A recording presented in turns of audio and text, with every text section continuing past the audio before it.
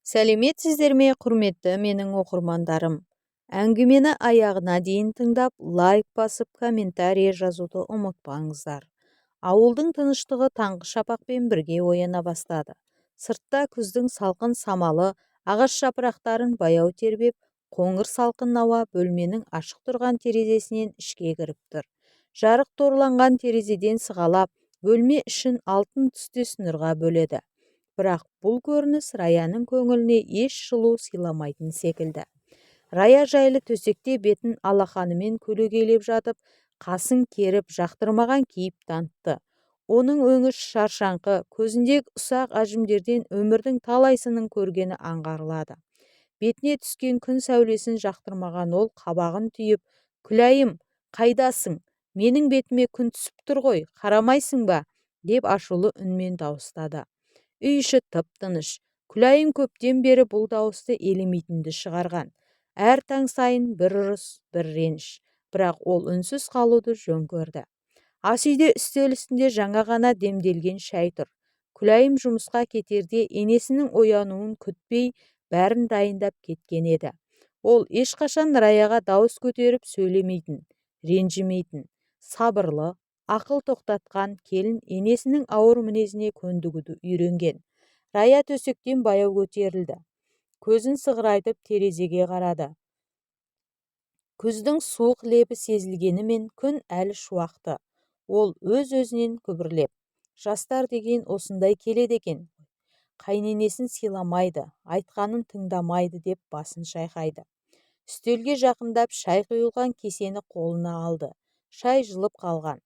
Рая одан сайын шәлкем-шалыс кейіпке еніп, кесені үстелге сәл қаттырақ қоя салды.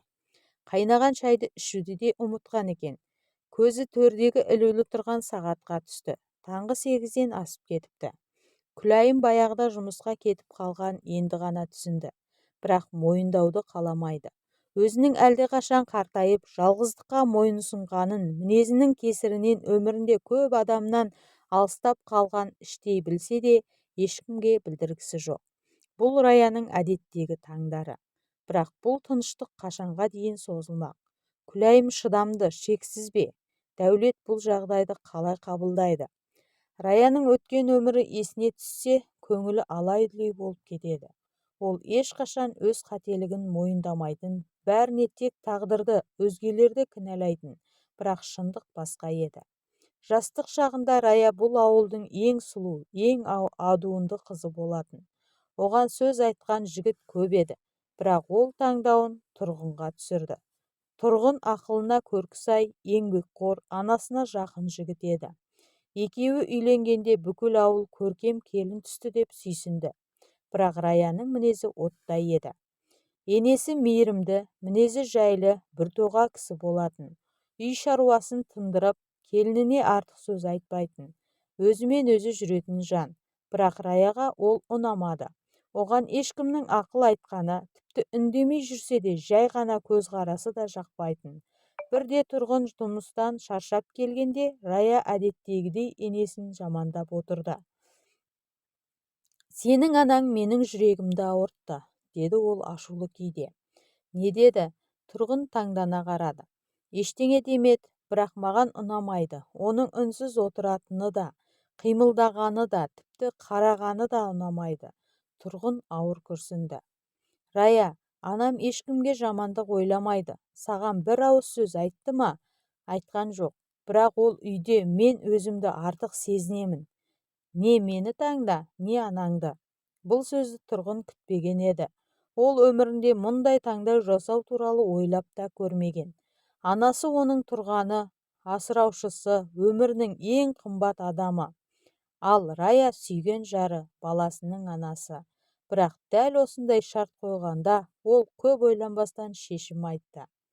«Барғың келсе бара бер, Рая. Бірақ мен анамды тастай алмаймын». Рая ашулы күйде төсегінен атып тұрды. Далаға күздің қоңыр салқыны сезіліп тұрса да, оның ішкі ызасы бәрін басып кетердей еді. Ол 2 жасар Дәулетті қолына көтеріп төркініне қарай бет алды. Раяның бауырлары оны құшақ жая қарсы алды. Олардың көзқарасында аяушылық та өкініш те бар еді.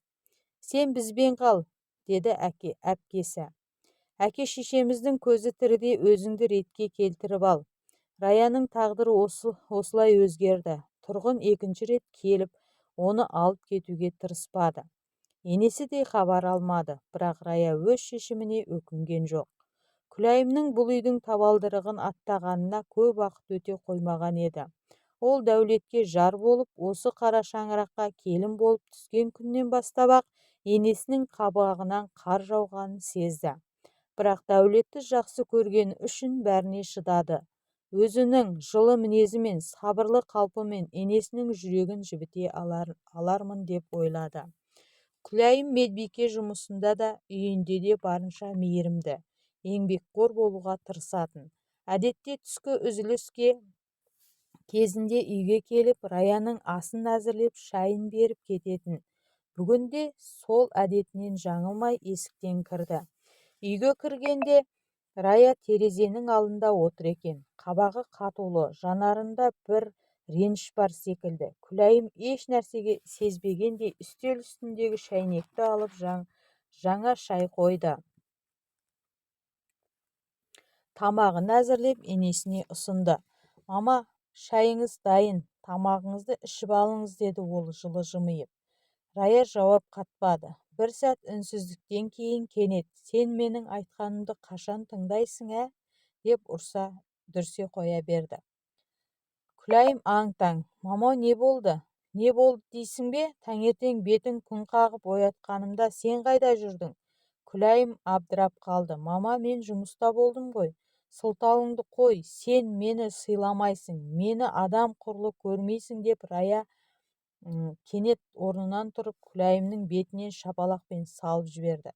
Күләйім аңтарылып қалды. Қолымен бетін сипап, көзіне жас келсе де үнсіз тұра берді. Олай емес қой, мама, деп күбірледі ол. Кенет сыртқы есіктен сықырлаған дыбысы естілді. Дәулет үйге кіріп келе жатқан еді. Ол болған жағдайдың бәрін есіктің арасынан көріп, үнсіз тұрып қалған. Анасының Күләйімға қол көтергенін көзімен көрді. Мама, деді ол қатты дауыспен. Рая жалт бұрылып Дәулетті көрді. Сен оны жақтап тұрсың ба? Деді ол көзінен жас парлап. Жастайымнан жесір қалып, сен үшін барымды салдым. Сол еңбегімнің өтеуі осы ма? Дәулет анасының бұл қылығын түсіне алмады. Мама, Күләйім сізге не істеді? Неге оны жазықсыздан жазықсыз кінәлап қол жұмсайсыз? Күләйім жатын бөлмеде бетіне жастығын бүркеп ұзақ жылады. Жұбатпаққа келген жарына да қарамады. Бұған дейін енесінің талай себепсіз ұрысқанына көз жұма қарап еді. Дәл қазіргі қол көтергеніне шыдай алар емес. Түсіне алар емеспін. Неге мен жүрегін жібітемін деген сайын бұл кісінің мінезі сонша ушығып барады. Мен де не әкесінің құны бар деп алғаш рет енесіне ашулы болды. Ешқашан енесі Раяға мінезін көрсетпейтін еді. Бұл жолы ренжіген сонша таңертең орнынан тұрып бірден ас үйге емес жұмысына шығып кетті. Кейіннен ұйқысынан оянып ас үйдегі дайын үстелді ойлап келген Рая алғаш рет бос тұрған үстелді көріп қатты ашуланды. Менімен ерегісейін деген екенсің. Қап бәлем, мен саған көрсетейін, деп жұдырығын түйіп Рая қалды. Осылай енесі мен келіннің үнсіз ұрыстары аптаға жалғасты.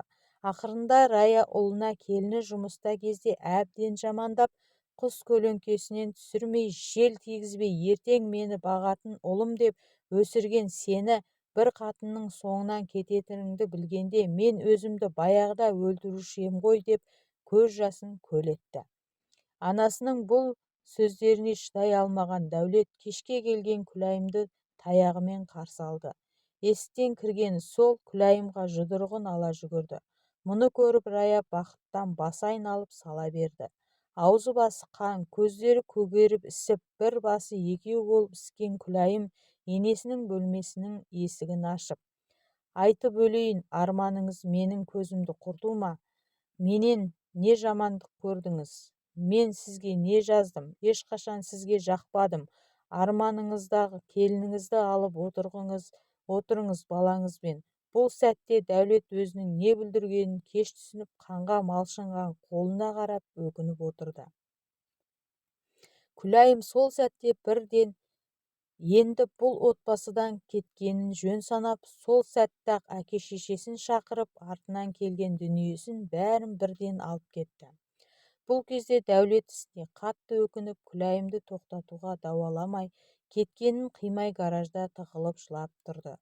Иә, жылап тұрды. Себебі ол Күләйімді қатты жақсы көрді, сүйіп қосылды. Тіпті үйленгендеріне 4 жылға жуықтаса да, орталарында бала болмағанына да қапаланбады. Себебі сол жақсы көрген. Біреуге ерте, біреуге кеш береді деп күтіп жүрген еді. Күләйімнің енесінің шымшу сөздеріне төзіп жүргені осы, бала тумайсың деп бетіне баспағаннан болар бәлкім. Бұл кезде Рая келіннің кетіп жатқанына қуанып, рахаттанып жатты. Құдайға мен де ұятты ұмытып ұрысып, ауыр сөздер айтып шығарып салды. Раяның бұлай Күләйімді ұнатпау себебі өз құрбысының қызы Динаны келін қылу арманы еді. Ұлы Дәулет Динаны ұнатпады. Көзі Күләйімнен өзгені көрмеген соң амал жоқ үйлендірген. Бірақ түбі міне, өзі ажыратып тынды. Арада ай өтті. Бұл уақытқа Дәулет Күләйімнің соңынан бірнеше мәрте барды. Тек жалғыз анасы: бармаймын, маған ондай келін керек емес деді. Ұлының сізге жақпайтындай не істеді дегеніне жақ ашып жауап та бере алмады. Амалы құрып Дәулет бәрінде өзі барды. Бірақ Күләйімнің көңілі қатты қалса керек, бармаймын дегеннен танбады. Негізі Күләйім Дәулетті жақсы көрді. Мұны Дәулет те білді. Тек жалғыз ұлынан шешесін айырмай, оның үстіне ол үйде мен бақытты болмаймын деп қайта келмеді. Жарының келмесін ұққан Дәулет жанына жуаныш жетіп арақты таңдады. Жұмысқа баруды қойды. Нәр татпай орнынан тұрмай ащы судан жанына жуаныш тапты ма, арақты жатып ішті. Мас болған кезінде Күләйім деп сандырақтап, атын айтып айғайлап жатса да, тас жүрек шешесі міз бақпады. Ұлының тағдырым құрттым-ау, бақытынан айырдым-ау демеді. Ақыры не керек, темірді қызған кезінде соқ демекші, осы өзінің ұлының күйреуін күткен анасы жақын құрбысының қызы Динаны үйіне жиі шақырғыштап кетті. Дина да негізінен жас күнінде жеңіл жүріске түсіп, енді ғана есін жиған қыз. Тұрмыс құрмаған, бірақ етегі түрулі болатын. Рая түрлі желеумен Динаны үйге шақыртып жүрді. Оған да осы керек. Шақырған заматта жетіп келіп үйден табылатын. Раяның жайлы белгілі. Үй тұрмақ, өзіне зорға қарап жүр. Дәулеттің жайы анау. Қатыны жоқ, үйдің күйін ойлай беріңіздер енді. Дина ыбырсыған үйді жинап, қазанға буын бұрқыратып ыстық тамақ жасап кетеді. Бастапқыда Дәулетке жоламай жүруші еді, кейіннен соның бөлмесін жинаған болып, жанынан шықпайтын болды. Күйреп жүрген күйеу сымақты Дина уысына осылай түсірген еді. Төсекке тартып Дәулеттің алдаусыратып миын улап алды. Дәулет те іштей ойланса керек, жаман әйел емес секілді. Әрі анама да ұнайды деп көп өтпей Динамен некесін қидырды. Рая мақсатына жетіп масаттанып жүр. Алғашқы 3-4 ай тәртібінен жаңылмай жүрген келіннің кейіннен боғы сұйылды. Раяны жақтырмайтын болды. Ақырындап мінезін көрсетіп бет бейнесін аша бастады.